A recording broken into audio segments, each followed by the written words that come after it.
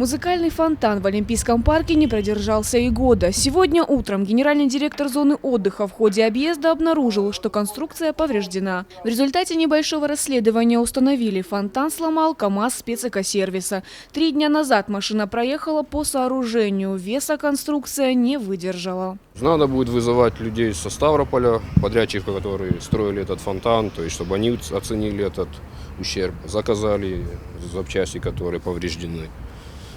И они будут, скорее всего, восстанавливать это все.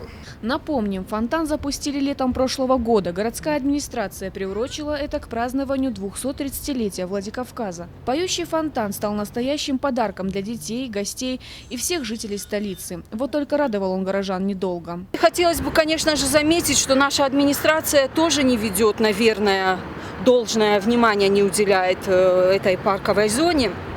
Поскольку здесь нет охраны, территория не убирается, потому что я ежедневно гуляю и не замечаю этого. Хотелось бы призвать всех и жителей, и тех, кто начудил это,